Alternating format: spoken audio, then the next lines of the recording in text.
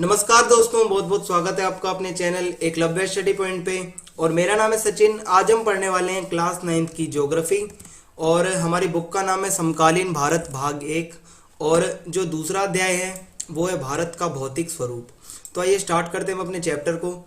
सबसे पहला जो हमारे सामने पॉइंट है वो है कि भारत विभिन्न स्थलाकृतियों वाला एक विशाल देश है। अब एक विशाल देश है ये तो हम जानते हैं, भारत बहुत बड़ा देश है, लेकिन ये जो विभिन्न स्थलाकृतियां हैं इनका क्या मतलब है?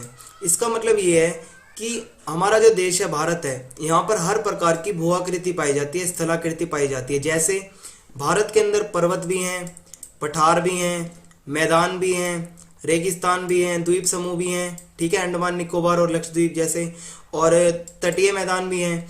तो इसमें कहने का मतलब ये है कि भारत एक ऐसा देश है जहाँ पर हर प्रकार की स्थलाकृति लगभग पाई जाती है। यहाँ पे खेत भी हैं तो यहाँ पर रेगिस्तान भी हैं। तो यही बताया गया है कि भारत विभिन्न स्थलाकृतियों वाला, जो मैंने स्थलाकृतियाँ आपको बताई हैं, भूआकृतियाँ, एक तो इतनी सारी स्थलाकृतियाँ हैं और एक विशाल देश है, इसीलिए भारत महान है। और दूसरा पॉइंट क्या कहता है कि भारत के अंदर एक तो होती हैं स्थलाकृतियां पाई जाती हैं अलग अलग, और दूसरी बात यह है कि भारत में विभिन्न प्रकार की शैलें भी पाई जाती हैं। शैलों का मतलब होता है चट्टानें, ठीक है। भारत में कई ऐसे इलाके हैं जहां पर कठोर चट्टानें पाई जाती हैं, तो कई राजस्थान जैसे ऐसे इलाके हैं जहां पर मुलायम चट्टानें पाई जाती हैं, जैसे सेलखड़ी का पत्थर। तो सेलखड़ी का जो पत्थर होता है इसका प्रयोग किया जाता है टेल्कम पाउडर बनाने के लिए और भी छोटे मोटे कामों में। और जो कठोर चट्टान होती है उसका उदाहरण यहाँ पे दे रखा है संगमरमर, जिससे कि ताजमहल बनाया गया था, और बहुत कामों में इसका प्रयोग किया जाता है। तो इसमें कुल मिला के निष्कर्ष यह बनता है कि जो भारत है एक महान देश है और यहाँ पर लगभग हर प्रकार की स्थलाकृति पाई जाती है। लेकिन बहुत सारे देश ऐसे होते हैं जहाँ पर यहाँ तो सिर्फ पर्वत होंगे, यहाँ सिर्फ रेगिस्तान होंगे, तो इन सब का मिक्सचर नहीं पाया जाता वहाँ पे। लेकिन भारत एक ऐसा देश है जहाँ पर हर प्रकार की जलवायु है।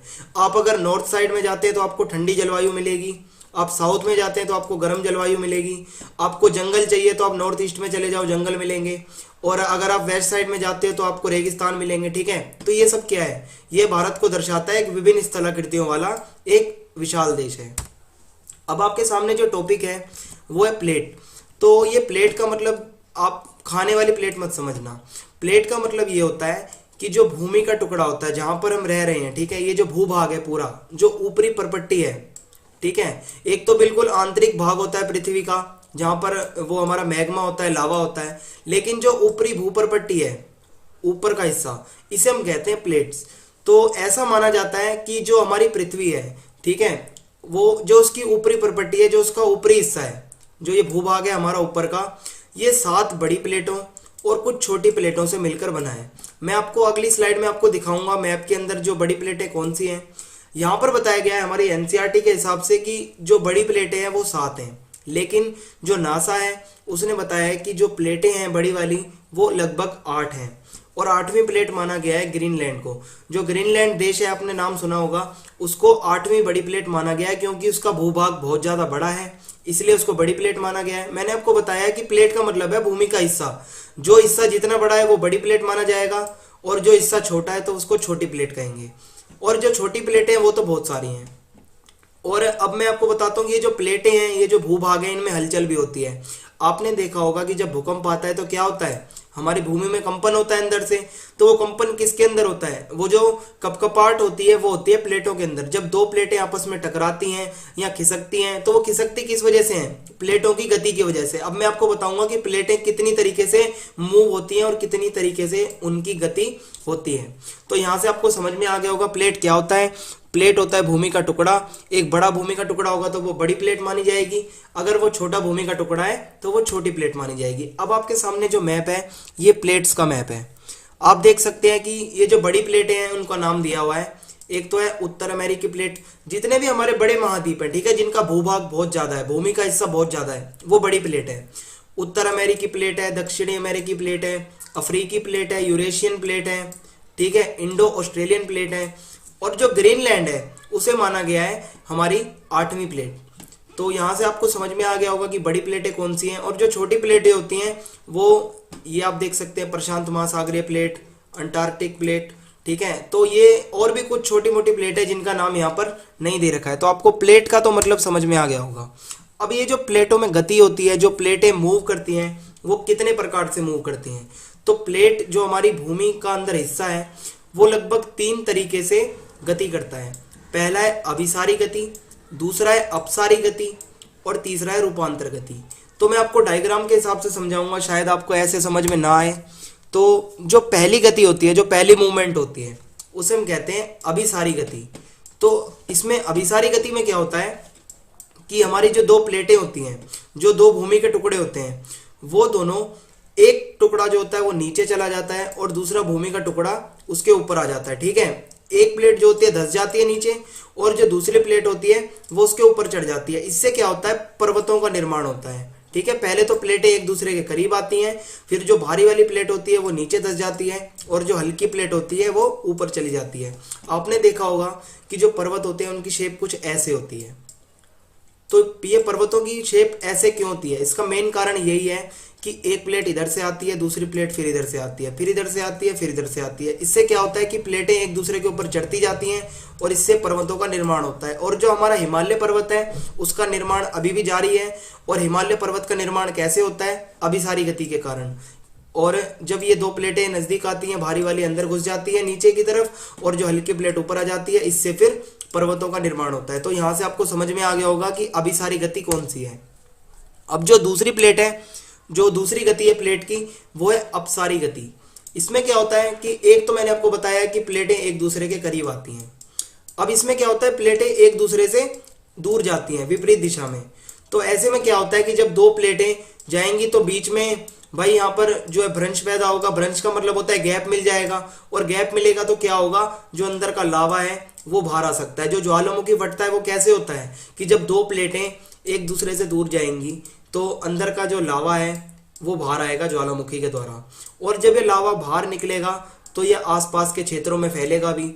और जब ये फैल के जम जाता है, ठीक है, आपने देखा होगा बहुत गर्म होता है लावा, और जब ये फैल के जम जाता है तो बहुत सालों बाद जब ये जम के पठार का रूप ले लेता है। ठीक है, पठार आपने देखा होगा पर्वतों जैसे होते हैं, लेकिन पर्वतों से बहुत ज्यादा उनकी ऊंचाई कम होती है।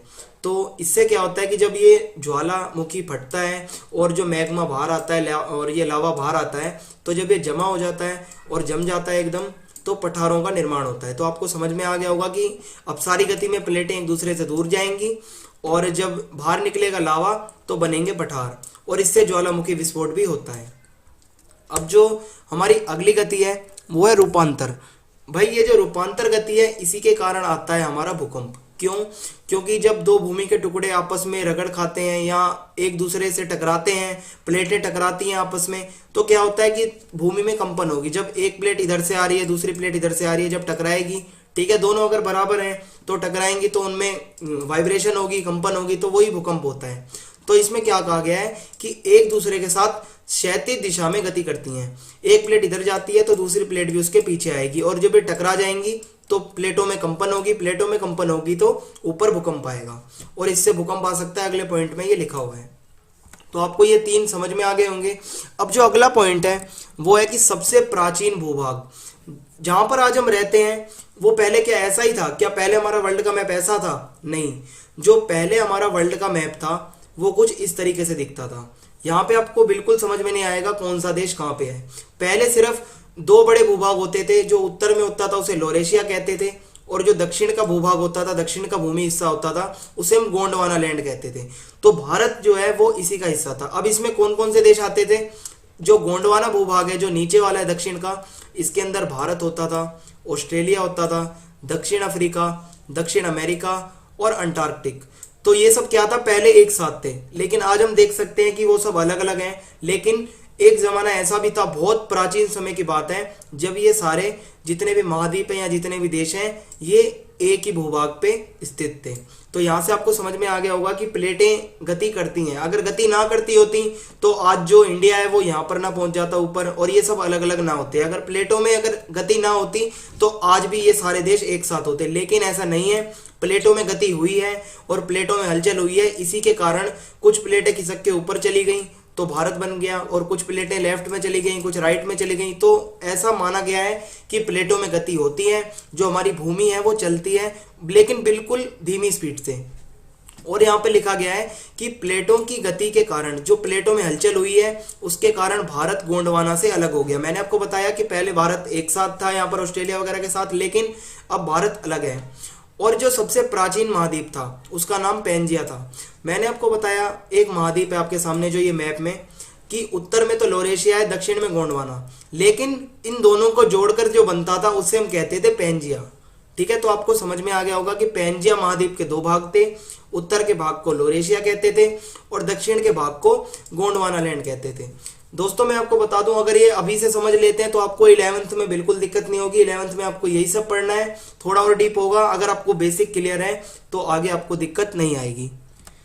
अब आपके सामने अगला टॉपिक है भारत का भौगोलिक वितरण। ठीक है, अब मैं आपको बताऊंगा कि भारत में कौन कौन सी स्थलाकृतियां पाई जाती हैं और उनकी विशेषताएं।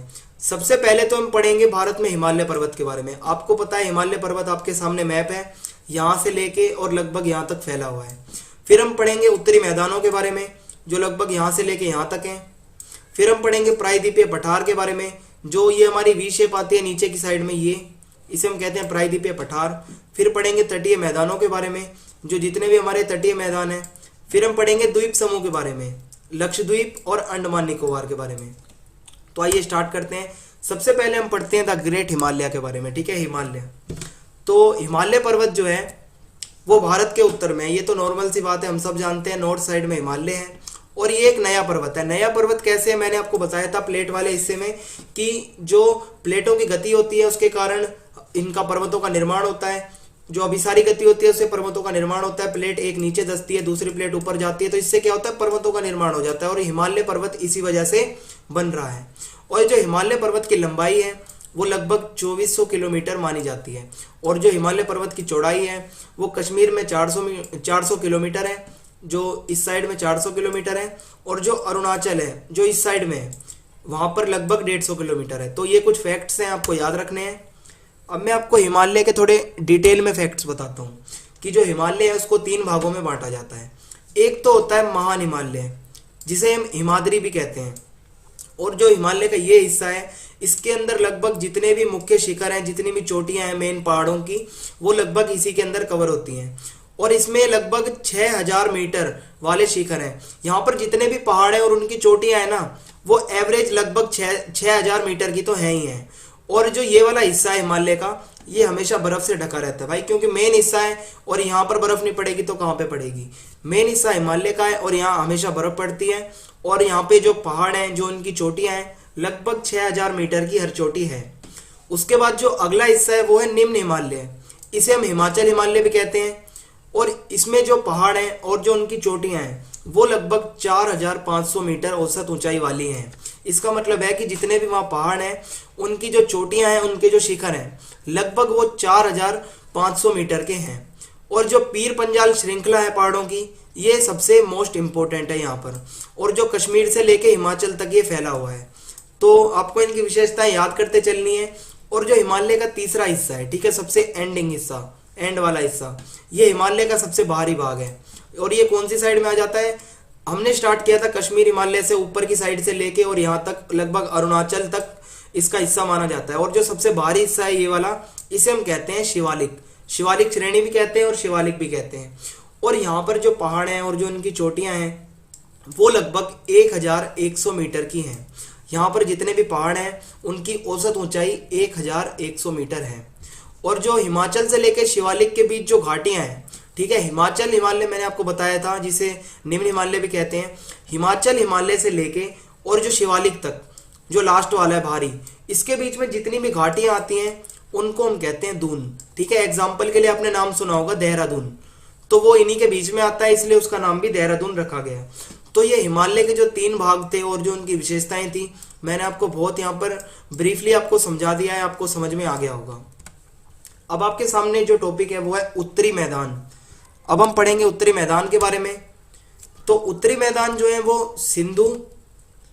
उत्तरी मैदान सिंधु नदी, गंगा नदी, ब्रह्मपुत्र नदी, ये जो 3 नदियां हैं इनके द्वारा जो गाद लाई जाती है, ठीक है, जो अवशेष नदियां लेके आती है उनसे इनका निर्माण हुआ है। अब मैं आपको बताता हूँ कैसे, कि जब नदी हिमालय से या ऊपरी साइड से निकलती है पहाड़ों से, तब तो उसकी स्पीड बहुत ज़्यादा तेज होती है। लेकिन जैसे जैसे जो ढलान कम होती जाती है और बिल्कुल जब मैदान आते हैं तो नदियों की स्पीड में भी कमी आती है। तो जब नदियाँ बिल्कुल धीमी हो जाती हैं तो जो अपने साथ वो जितनी भी अवशेष होते हैं या गाद होती है तो उसको जमा करते हुए चलती है, ठीक है, छोड़ते हुए जाती है। तो जब वो गाद छोड़ेगी तो क्या होगा, वहीं पर जमा हो जाती है और वो जो गाद और वो जो अवशेष हैं ये तीनों नदियां लाती हैं, उससे क्या होता है, उत्तरी भारत का मैदान बना है। और ये बहुत बड़ा भूभाग है और ये जलोढ़ मिट्टी से बना है। जलोढ़ मिट्टी में आपको बता दूं बहुत ज़्यादा उपजाऊ मानी जाती है, क्योंकि जो जलोढ़ मिट्टी के कण होते हैं बहुत ज़्यादा छोटे होते हैं, बिल्कुल बारीक, और ये कृषि के लिए उपजाऊ मानी जाती है। और 2400 किलोमीटर लंबा है लगभग उत्तरी मैदान और 240 से लेकर 320 किलोमीटर तक ये चौड़ा है। और ये सघन जनसंख्या वाला क्षेत्र है, क्योंकि यहाँ पर हर तरीके की सुविधाएं विकसित की जा सकती हैं कि मैदानी इलाका है, यहाँ पर हम रोड भी बना सकते हैं, बिल्डिंग्स भी बना सकते हैं। वरना अगर पहाड़ी इलाका होता है तो वहाँ पर रोडों का निर्माण करना बहुत ज़्यादा मुश्किल होता है, सड़कें बनाना मुश्किल होता है और सारी सेवाएं वहाँ पर प्रदान करना मुश्किल होता है। लेकिन जो मैदानी इलाके होते हैं वहाँ पर हम सड़क बना सकते हैं, बिजली की व्यवस्था भी कर सकते हैं, घर भी बना सकते हैं अच्छे से अच्छे। तो ये सब क्या है कि इसीलिए ज़्यादातर लोग यहाँ पर रहने आते हैं। दिल्ली हो गया, हरियाणा हो गया, ठीक है, ये सब क्या है, ये सब मैदान है और यहाँ पर जनसंख्या ज़्यादा है। अब जो उत्तरी मैदान है उनको लगभग 3 भागों में बांटा जाता है। एक तो है पंजाब का मैदान, जो कि सिंधु और अन्य नदियों द्वारा जो गाद लाई जाती है, जो अवशेष लाए जाते हैं, उनसे बना है। दूसरा है गंगा का मैदान। अब गंगा नदी जो है अपनी गाद लाती है, उनसे कौन कौन से क्षेत्र बने हैं, हरियाणा, दिल्ली, उत्तर प्रदेश, ठीक है, ये सब क्या है, उत्तरी मैदान है और ये गंगा के मैदान के अंदर आते हैं। फिर जो तीसरा पार्ट है वो है ब्रह्मपुत्र के मैदान। जो ब्रह्मपुत्र नदी अपने साथ गाद लाती है, अवशेष लाती है, जहां पर जमा करती है, वो कहलाता है ब्रह्मपुत्र नदी का मैदान और इसमें आता है हमारा असम। तो यहां से आपको ये क्लियर हो गया होगा कि जो उत्तरी मैदान है वो क्या होते हैं। मैंने आपको बताया ये जो 3 नदियां बताई उनके द्वारा जो गाद लाई जाती है उनसे बने हैं और इनको 3 भागों में बांटा जाता है, पंजाब का मैदान, गंगा का मैदान और ब्रह्मपुत्र का मैदान। अब आगे आपके सामने टॉपिक है आकृति में भिन्नता के आधार पर उत्तरी मैदान। अब उत्तरी मैदानों को 4 भागों में बांटा जाता है। पहला तो है भाबर। भाबर कहाँ पे है, शिवालिक की ढाल पर। मैंने आपको बताया था जो हिमालय का सबसे भारी हिस्सा होता है उसे हम शिवालिक कहते हैं और जो उनकी ढलान है, बिल्कुल जो उसकी शिवालिक की ढाल है, वहां से जहां पर शिवालिक खत्म होता है वहां से स्टार्ट होता है भाबर मैदान और ये लगभग 8 से लेकर 16 किलोमीटर तक चौड़ा है। दूसरा है तराई। अब भाई जहां पर भाबर खत्म होता है वहां से स्टार्ट होता है तराई, और तराई कहां पर है, भाबर के दक्षिण में। इसमें सिंपल सी बात है, जहां पर भाबर खत्म होगा वहां से तराई स्टार्ट होगा और ये दलदली क्षेत्र है और गीला रहता है हमेशा, क्योंकि नदियां यहाँ पर बहती रहती हैं, बिल्कुल कम वेग में बहती हैं, स्पीड कम होती है नदियों की, और ये भाबर के दक्षिण में, आपको इतना याद रखना है। तीसरा है भांगर। जो भांगर होती है वो पुरानी मिट्टी होती है, ठीक है, और ये कंकरीली होती है, मोटे मोटे कण होते हैं। और जो खादर होती है वो नई मिट्टी होती है। नई मिट्टी क्यों होती है, क्योंकि इसमें जो नदियां होती हैं वो हर साल अपने साथ नई मिट्टी लाती है, नई गाद लाती है, ठीक है, तो नई गाद लाती है और मिट्टी नई होती है तो वो उतनी ही उपजाऊ होगी खेती के लिए। तो यहाँ से आपको समझ में आ गया होगा कि मैदानों को 4 भागों में बांटा गया है। सबसे पहले शिवालिक की ढाल पर हमारा भाबर है और जहाँ भाबर खत्म होता है वहाँ तराई है, और जहाँ तराई खत्म होता है वहाँ पर भांगर है, और जहाँ भांगर खत्म होगा वहाँ पर खादर है। भांगर और खादर में आपको अंतर पता होना चाहिए। जो भांगर मिट्टी होती है वो बहुत ज़्यादा पुरानी होती है, कंकरीली होती है, यहाँ पर जो कंकर जो होते हैं पत्थर ज़्यादा पाए जाते हैं। लेकिन जो खादर है वो बिल्कुल बालू मिट्टी होती है, बिल्कुल बारीक कण होते हैं उसके, और इसीलिए इसे नई मिट्टी भी कहा जाता है और ये खेती के लिए उपजाऊ मानी जाती है। अब हम पढ़ेंगे पठारों के बारे में। तो पठार क्या होता है, होते तो ये पर्वतों की तरह हैं लेकिन पर्वत नहीं होते, पर्वतों से बहुत कम ऊंचाई होती है इनकी, और ये कुछ इस तरीके से दिखते हैं जो आपके सामने फोटो है। आइए हम पढ़ते हैं इसकी विशेषताएं। तो जो हमारा प्रायद्वीपीय पठार है, मैंने आपको बताया था भारत का जो निचला भाग है जो वी शेप में है इस तरीके से, तो इसे हम प्रायद्वीपीय पठार कहते हैं, प्रायद्वीपीय भारत। और ये पुरानी चट्टानों से बना है। ये कैसे बना है कि जब ज्वालामुखी विस्फोट होता है जो ज्वालामुखी विस्फोट होता है अंदर से लावा निकलता है, फिर लावा जब जमता है आसपास के क्षेत्रों में बहुत सालों बाद जम के वो पठारों का रूप ले लेता है। तो ये पुरानी चट्टानों से बना है। और जो हमारा प्रायद्वीपीय पठार है इसको हम 2 भागों में बांटते हैं। 2 भागों में हम इसकी विशेषताएं पढ़ेंगे। जो पहला भाग है उसे हम कहते हैं मध्य उच्च भूमि, और जो दूसरा भाग है उसे हम कहते हैं दक्कन का पठार। अब जो मध्य उच्च भूमि है इसकी विशेषताएं पढ़ते हैं सबसे पहले। तो ये तो नर्मदा नदी के उत्तर में है, जो हमारी नर्मदा नदी बहती है उसके उत्तर में है मध्य उच्च भूमि, और पश्चिम में धीरे धीरे ये राजस्थान से मिल जाता है। ये जो हमारा भाग है पठार का, ये पश्चिम में होता हुआ धीरे धीरे राजस्थान से मिल जाता है। और इस क्षेत्र के अंदर जो नदियां बहती हैं, ये आपको याद रखना है इसकी विशेषताओं में, कि एक तो चंबल नदी बहती है, सिंध नदी बहती है और बेतवा नदी बहती है। और ये पठार है, इसके पूर्व में बुंदेलखंड है। मैंने आपको बताया पश्चिम में तो ये राजस्थान की साइड मिल जाता है और पूर्व में ये बुंदेलखंड से मिल जाता है यूपी में। तो आपको इसकी विशेषताएं याद रखनी है। और छोटा नागपुर, जो छोटा नागपुर है वो उसके पूर्व साइड में है। तो ये कुछ विशेषताएं थी हमारी मध्य उच्च भूमि की। और जो उसका दूसरा भाग है प्रायद्वीपीय पठार का, उसे हम कहते हैं दक्कन का पठार। जो सबसे मोस्ट इंपोर्टेंट है वो यही है और ज्यादातर बच्चे इसी को इंपॉर्टेंट मानते हैं, और ये है भी इंपॉर्टेंट क्योंकि ये त्रिभुजाकार है। जो हमारा भारत का निचला हिस्सा है त्रिभुजाकार कुछ इस तरीके से है। ये क्या है, दक्कन का पठार है। और ये पश्चिम में तो ऊंचा है, लेकिन पूर्व की साइड इसकी ढाल कम हो जाती है। इसका कहने का मतलब ये है कि जो पश्चिम की साइड है इसकी, ये वाली, यहाँ तो पठार है, लेकिन जो पूर्व की साइड है यहाँ पर बिल्कुल जो है मतलब ढलान टाइप में बन जाती है। इसलिए यहाँ पर पर्वत नहीं है, पठार नहीं है, छोटे छोटे। ज्यादातर जो ऊंचा एरिया है वो हमारा पश्चिम साइड का है, पठार ज्यादातर पश्चिम में है। और यहाँ पर काली मिट्टी पाई जाती है। मैंने आपको बताया कि जब ज्वालामुखी विस्फोट होगा उसमें लावा निकलेगा और जब वो जमेगा, ठीक है, तो उसी क्षेत्रों में ज्यादातर काली मिट्टी पाई जाती है। तो इससे आपको समझ में आ गया होगा कि जो दक्कन का पठार है वो कौन सा है। मैंने आपको बताया वी शेप में है और पश्चिम में ऊंचा है, क्योंकि पहाड़ ज्यादातर जो पर्वत है, सॉरी पहाड़ नहीं कहेंगे उन्हें, हम कहेंगे पठार। जो पठार है वो ज्यादातर पश्चिम साइड में है, इसीलिए ये ऊंचा है पश्चिम में। और इस साइड से समतल है और यहाँ पर ढाल है। तो यहाँ से आप समझ गए होंगे। और एक कारण और है, जो जितनी भी ज्यादातर नदियां होती हैं वो ज्यादातर हमारी बंगाल की खाड़ी में गिरती हैं। इसका कारण मेन यही है कि पश्चिम साइड में जो पठार है, नदियां यहाँ पर नहीं जा पाती, उनका भाव रुक जाता है, टकरा जाती हैं। लेकिन यहाँ पर ढलान है, इस वजह से जो जितनी भी नदियां होती हैं हमारी बंगाल की खाड़ी में जाके गिरती हैं। तो ये आपको समझ में आ गया होगा। और इसकी विशेषताएं देखते हैं कि जो पठार है हमारा, ये वाला दक्कन का पठार, इसके पूर्वी सिरे पर पूर्वी घाट है और पश्चिमी सिरे पर पश्चिमी घाट है।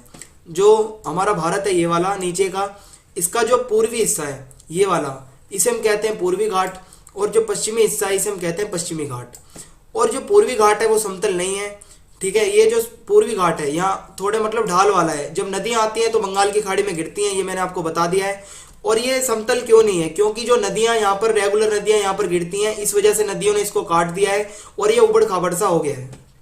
और जो पश्चिमी घाट है जहाँ पर पठार ज्यादा है, लाइन से पठार है, यहाँ पर पर्वतीय वर्षा होती है। क्यों? क्योंकि जो पर्वतीय वर्षा इसलिए होती है, जो नमी वाली पवनें होती हैं, जो हवा, गीली हवा होती है, ठीक है, जो भारी हवा होती है, वो आके जब इनसे टकराती है तो वहां पर फिर बारिश होती है। इसलिए कहा गया है कि यहाँ पर पर्वतीय वर्षा होती है, क्योंकि हवाएं आके इनसे टकराती हैं, पार नहीं हो पाती, और जब वो हवा यहाँ पर टकराएंगी तो इस साइड में बारिश होती है। और जो हमारा पश्चिमी घाट है ये वाला, इस साइड का, यहाँ पर ज्यादातर जो पर्वत पाए जाते हैं उनमें सबसे ऊंचा जो पर्वत है, सबसे ऊंचा, उसे हम कहते हैं अनाईमुड़ी, और इसकी लंबाई है लगभग 2695 मीटर। और जो पूर्वी घाट है इस साइड का, इसका जो ऊंचा शिखर है, जो ऊंचा पर्वत है, उसे हम कहते हैं महेंद्रगिरी, और इसकी ऊंचाई है लगभग 1500 मीटर। तो आपको समझ में आ गया होगा कि दक्कन का पठार पूरा क्या है, इसके पश्चिम साइड का ऊंचा शिखर कौन सा है, पूर्व का कौन सा है। तो ये विशेषताएं आपको याद रखनी है, एग्जाम में पूछा जाता है। अगला टॉपिक है मरुस्थल। तो इससे तो आप सब परिचित होंगे भाई। मरुस्थल का मतलब होता है रेगिस्तान, ठीक है, डेजर्ट, ऊंट जहां पर होते हैं। तो आइए हम स्टार्ट करते हैं इसकी विशेषताएं। तो भारतीय मरुस्थल जो है हमारा, अरावली पहाड़ी के पश्चिम में थार मरुस्थल है राजस्थान के अंदर। ये सब आप जानते होंगे। जो अरावली पर्वत श्रृंखला है, हमारी सबसे पुरानी जो पर्वत श्रृंखला है, उसे हम कहते हैं अरावली पहाड़ियां, और इसके पश्चिम साइड में राजस्थान है, और राजस्थान के अंदर है थार मरुस्थल। और जो ये मरुस्थलीय भाग है हमारा, ये बालू टिब्बों से ढका है। आपने देखा होगा, टिब्बे देखे होंगे, आप राजस्थान जाते हैं तो आपने टिब्बे देखे होंगे। तो वो किससे बने हैं? बालू टिब्बों। बालू जो हमारी रेत होती है, जब उनमें हवा चलती है तो वो उड़ के एक जगह से दूसरी जगह जाती है, जब इकट्ठा हो जाती है तो वहां पर टिब्बों का निर्माण करती है। तो ये बालू टिब्बों से बना है। और आप सब जानते होंगे कि जो रेगिस्तानी इलाका होता है, डेजर्ट होता है, यहाँ पर पेड़ पौधे बिल्कुल कम होते हैं, क्योंकि पानी होता नहीं है, सिर्फ गर्मी पड़ती है, इसलिए यहाँ पर ज्यादातर कांटेदार पेड़ पौधे होते हैं, कैक्टस जैसे, और इसमें पेड़ पौधे बिल्कुल कम होते हैं। और लूनी एक नदी है जो राजस्थान में सबसे बड़ी नदी मानी जाती है इस क्षेत्र में, लगभग थार मरुस्थल की बात चल रही है, तो लूनी नदी को सबसे बड़ा माना गया है। इस क्षेत्र की सबसे बड़ी नदी लूनी को माना गया है। और जैसलमेर में बहुत सारे टीले पाए जाते हैं। जैसलमेर बहुत अच्छा ट्रेवलर प्लेस है, वहां पर इसीलिए वो फेमस है। वहां पर टिब्बे बहुत सारे पाए जाते हैं और लोग वहां पर जाते हैं, ऊंटों की यात्रा करते हैं। तो यहां से आपको समझ में आ गया होगा भारतीय मरुस्थल के बारे में। अब हम पढ़ते हैं तटीय मैदानों के बारे में। तो तटीय मैदान कौन से हैं जो भारत का, फिर से हम वही बात करते हैं, नीचे का क्षेत्र है ये वाला वी साइड वाला, तो इनके किनारों पर तटीय मैदान है जो पश्चिम और पूर्व दोनों तरफ है, क्योंकि भारत के पश्चिम में भी तट है और पूर्व में भी तट है। तो जो बंगाल की खाड़ी है जो इस साइड के हैं, राइट साइड के तट है, उत्तर में जो तट है ये वाला, इसे हम कहते हैं सरकार तट, और जो दक्षिण का तट है ये वाला, इसे हम कहते हैं कोरोमंडल तट। यहीं से हमारे जितने भी जहाज वगैरह होते हैं दूसरे देशों में अगर जाने होते हैं तो यहीं से जाते हैं तटों से। तो उत्तर में सरकार तट है, मैंने आपको बता दिया, और दक्षिण में है कोरोमंडल तट। और जो अरब सागर है जो लेफ्ट साइड में है, इसके उत्तर में कोंकण तट है और इसके दक्षिण में मालाबार तट है। तो यहां से आपको सिंपल सी बात यही याद रखनी है कि भारत में तटीय मैदान है, दोनों तरफ है, ईस्ट में भी है वेस्ट में भी है।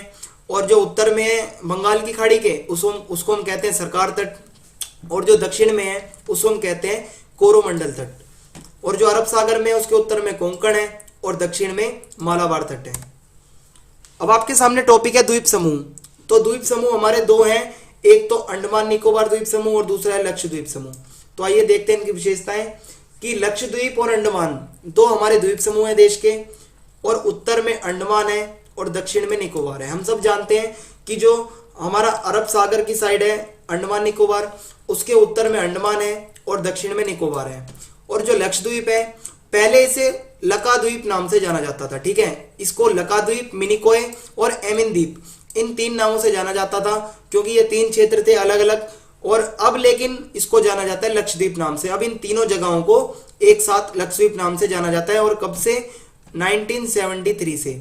1973 में इसका नाम बदलकर लक्षद्वीप रख दिया गया। पहले ये जो छोटे छोटे द्वीप समूह थे अलग अलग थे, इनको अलग अलग नामों से जाना जाता था। किसी को लकाद्वीप कहा जाता था, तो किसी को मिनिकोय कहा जाता था, और किसी को एमिन द्वीप कहा जाता था। लेकिन 1973 के बाद से इन तीनों को कहा जाता है लक्षद्वीप। तो यहां पर खत्म होता है हमारा अध्याय। आशा करता हूं आपको समझ में आया होगा और इसकी जितनी विशेषताएं आपको याद करनी है। और अगर आपको वीडियो पसंद आई हो तो चैनल को सब्सक्राइब जरूर करें, और आने वाली वीडियोस के अपडेट के लिए आपको नोटिफिकेशन जो हमारी बेल होती है इसको दबा दें, और वीडियो को लाइक जरूर करें अगर पसंद आई हो। और आपके जितने भी डाउट हो ज्योग्राफी से रिलेटेड आप कमेंट बॉक्स में लिखिए, हम उसका रिप्लाई करेंगे, और वीडियो को शेयर जरूर कर दें। धन्यवाद। जय हिंद, जय भारत।